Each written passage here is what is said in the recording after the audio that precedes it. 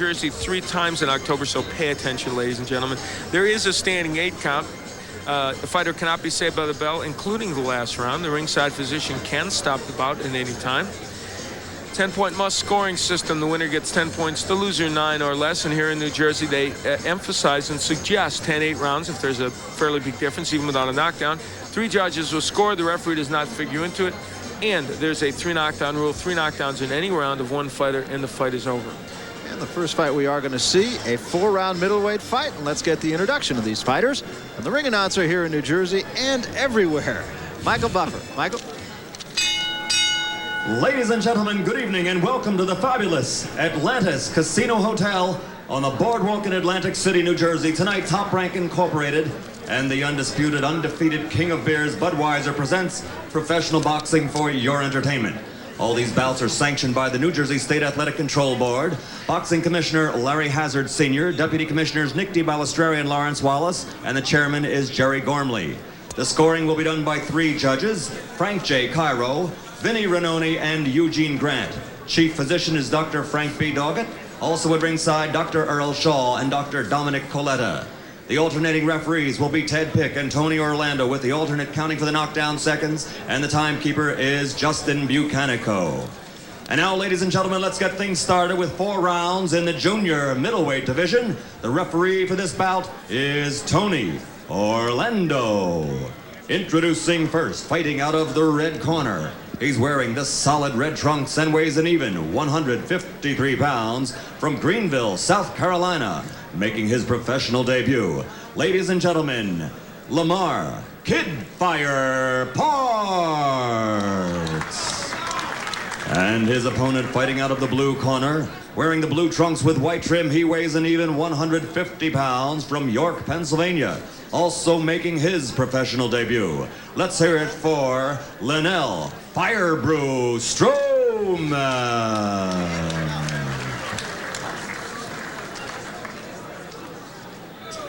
Gentlemen, you both received your instructions. Therefore, I expect you to obey my commands. I expect a good, clean fight. You have any questions? Okay, touch gloves, go back to your corner.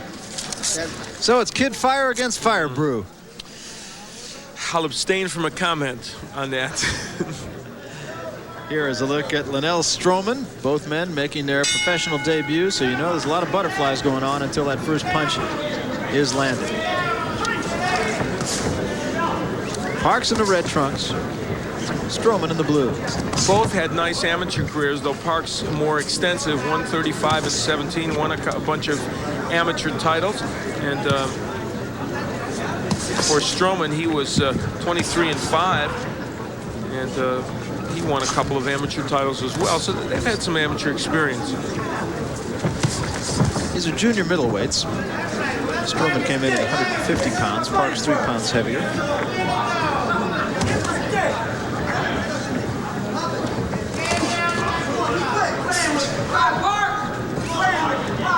As you might expect early on, very much of a feeling out process.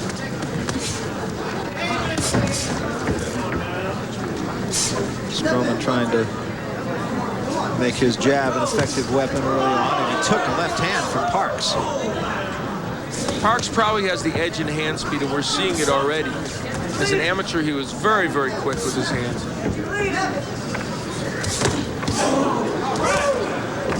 Parks from Greenville, South Carolina.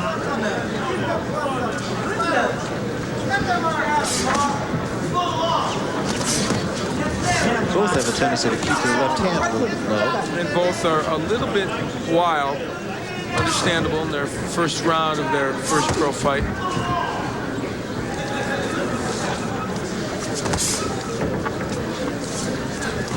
Stroman relies a lot on his jab, and right now that punch has not been on track very well.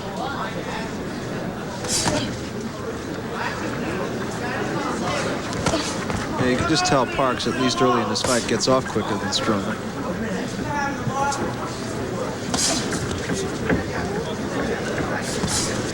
Stroman had only started boxing in 1984, which really isn't that long ago. He had that fairly brief amateur career.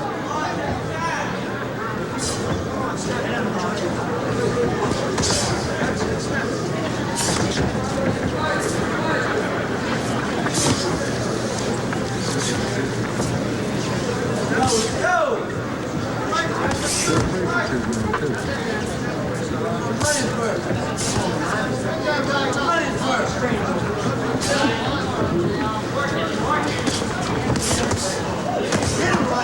good left hand by Parks.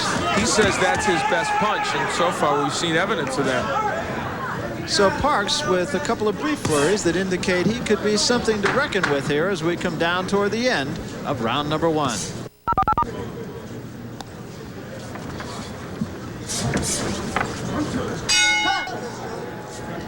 Round number 2, Lamar Parks, Lennell Stroman. Their professional debuts. This is a 4-round fight in the junior middleweight division. Parks appeared to get a little bit the better of the first round. And that left hook you just saw is one of the reasons. It's ironic that Lamar Parks fought at 165 as an amateur and was even disqualified from the Olympic trials because he couldn't make the weight. And yet here he is fighting at 155 pounds for the first time, and he said he feels really much better and he can make this weight. Maybe the answer is he's just working harder here since he started his pro career. Another good left hand. Stroman unable to answer. You can see how low Stroman keeps that left hand.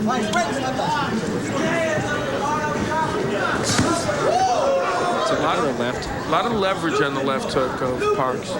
He slaps a little with his right hand, but mostly with that left hook gets good leverage in the punch.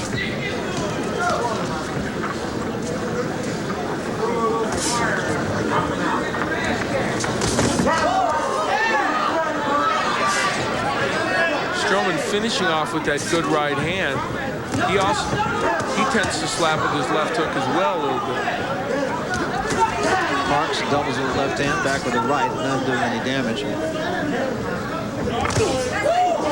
a left hand from Stroman that time.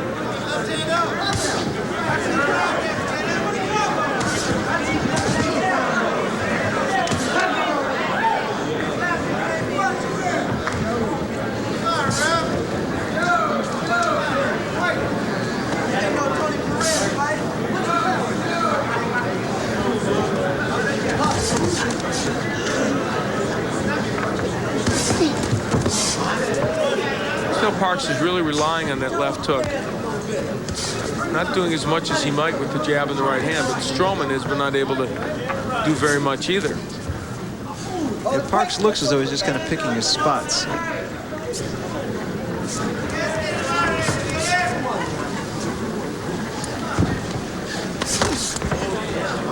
Left hand again, just sort of backed Stroman off. Neither man's been hurt. Neither man's been very accurate with his punches. It's been really difficult for them to land solidly. And nobody is doing any body work right now. Again, you can't emphasize enough that this is the first professional fight for both men, so each is just a little bit tentative here as we come down toward the end of round number 2, Lamar Parks and Lennell Stroman. We'll be back. Round number 3 is scheduled for 4. Lamar Kid Fire Parks in the red trunks. Lennell Fire Brew Stroman in the blue trunks. And nicknames notwithstanding, there haven't been that many fireworks in this bout. No. Now, this is a classic example of, you mentioned it, both men in their first pro fight, and, you know, neither man is as polished as you would like to be. Until recent years, there's no way ever in your first pro fight you'd be into millions of homes across America as these two youngsters are, so it's tough. Parks' left hand, just a moment ago, got Stroman's attention for the first time. Let's take a look at your scorecard, Al. No, I gave Parks the first 2 rounds. The first one, I thought, fairly decisively. The second one, much closer. It could have gone either way. There goes the mouthpiece of Stroman off the right hand of Parks, one of the first times. Stroman is hurt. One of the best right hands that Parks has thrown. Now, that one was a good straight punch, and that did affect Stroman, I think. The mouthpiece landed in the 3rd row. Parks Parks not that aggressive about following up. I would have to think in your first fight there's got to be just at least a little degree of caution unless you're absolutely certain that the man is hurt. You don't want to burn yourself out. You really just don't know what you've got and how far you can go. Well, that's true, and even Stroman said today, he said, so what's the biggest adjustment to the pros? He said more rounds. So in this case, it's Parks that might be considering that, but Stroman thought of it also. That was a slapping left hand again by Parks, which he's done with some consistency.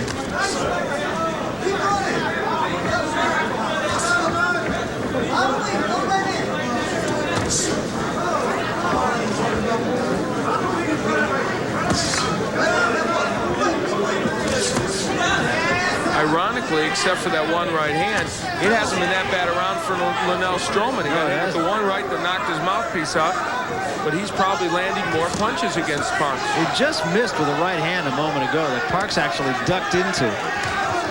Problem is he aims that right hand.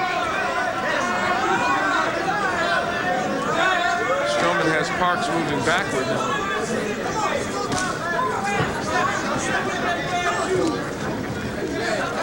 Seconds remaining, round 3.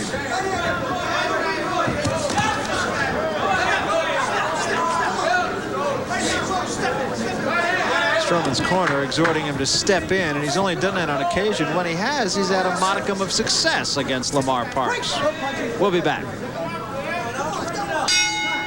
It might have been Parks' worst round of the fight, but his best punch, right hand, that nails the jaw of Lennell Stroman and sends his mouthpiece flying. Matter of fact, there's an old lady down at the casino now wearing it. Fourth and final round. In Parks' corner. The ironic part is she didn't leave the slot machine after it hit her. Exactly.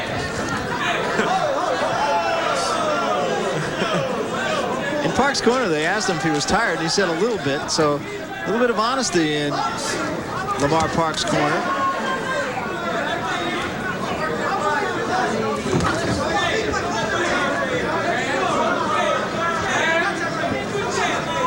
Let's take a look at your card, Al. I gave Stroman the last round despite that one good punch by Parks, and I have it getting a little closer. And I would expect Stroman in this round to really take it to Parks as he's doing. We'll see if Lamar can respond. Stroman is starting to fight now as though he figures Parks can't hurt him. He may be wrong.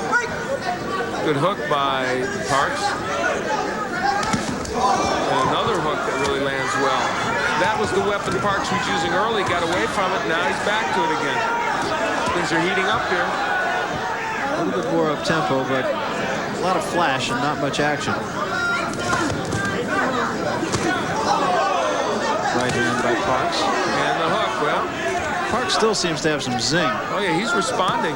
He's responding to what Stroman is bringing to him. I mean, Lennell Stroman thought, well, I'm going to go in this round. He's getting tired. He sensed it. We heard Parks say it in the corner. He said, I'm going to walk into this guy. Well, he got a surprise because Parks still had something left. There's a left hand, and that hurt Stroman. Stroman's in deep trouble now. And Parks is right on top of him. Stroman, incidentally, bleeding from inside the mouth, and his jaw's a little bit slack, too. I wouldn't be too surprised if he might have hurt his jaw.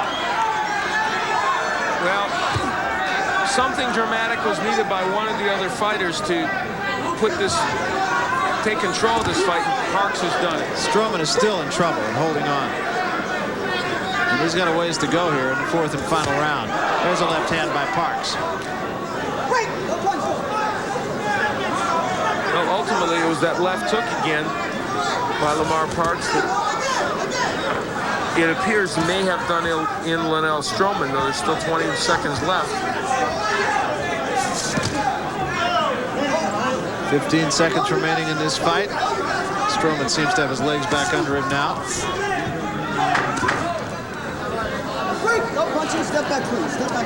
And there will apparently be no knockout or knockdown in this fight.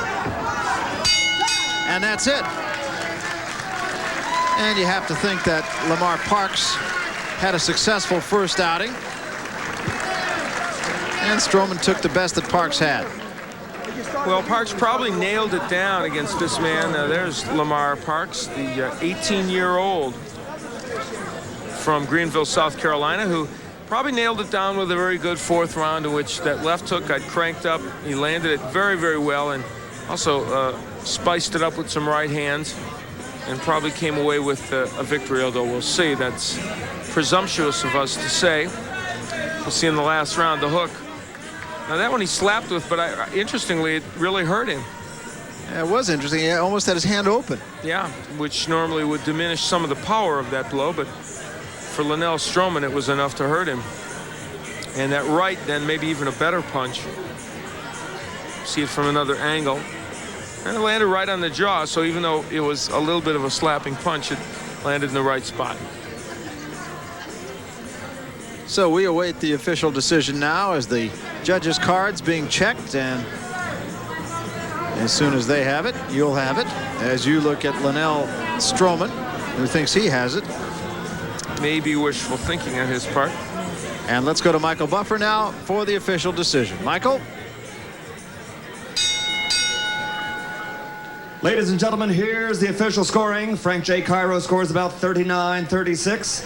Eugene Grant has it 39-37, and Vinny Ranoni has it 40-36 for the winner. Winning his professional debut from Greenville, South Carolina, Lamar Parks. So pretty much as advertised, as 18-year-old Lamar Park comes out of Greenville, South Carolina, up here to Atlantic City and wins his professional debut against Lennell Stroman. We'll be back right after this.